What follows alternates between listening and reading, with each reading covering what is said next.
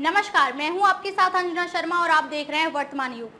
तो आइए शुरुआत करते हैं आज की खास खबर से। ट्रंप के टैरिफ वॉर के बीच चीन का वादा, भारत की इन 3 बड़ी समस्याओं को दूर करने का ऐलान। चीन के विदेश मंत्री वांग यी ने भारत की 3 बड़ी परेशानियों को दूर करने का आश्वासन दिया है।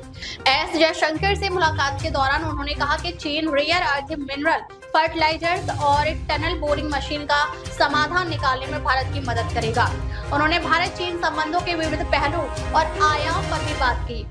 भारत दौरे पर आए चीन के विदेश मंत्री वांग यी ने भारत की 3 बड़ी परेशानियों को दूर करने का आश्वासन दिया है।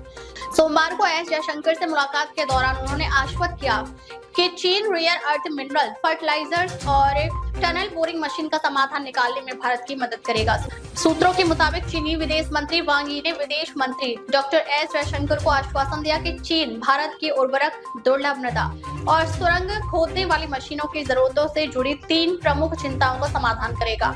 इससे पहले सोमवार को विदेश मंत्री डॉक्टर एस जयशंकर ने अपने प्रारंभिक वक्तव्य में कहा कि बातचीत में आर्थिक और व्यापारिक मुद्दे, तीर्थ यात्रा, लोगों के बीच संपर्क, नदी डेटा साझाकरण, सीमा व्यापार, संपर्क और द्विपक्षीय आदान प्रदान शामिल होंगे।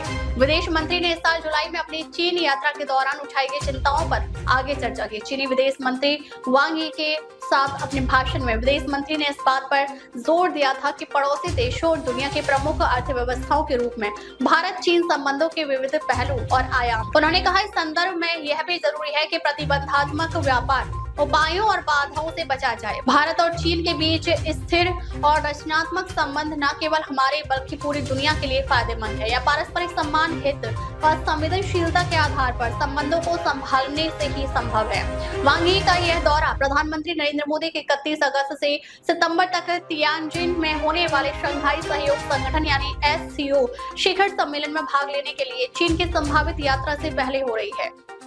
खबरों में अब तक के लिए बस इतना ही। फिर होगी आपसे मुलाकात कुछ ऐसी ही खास खबरों के साथ। तब तक के लिए नमस्कार और देखते रहिए वर्तमान युग।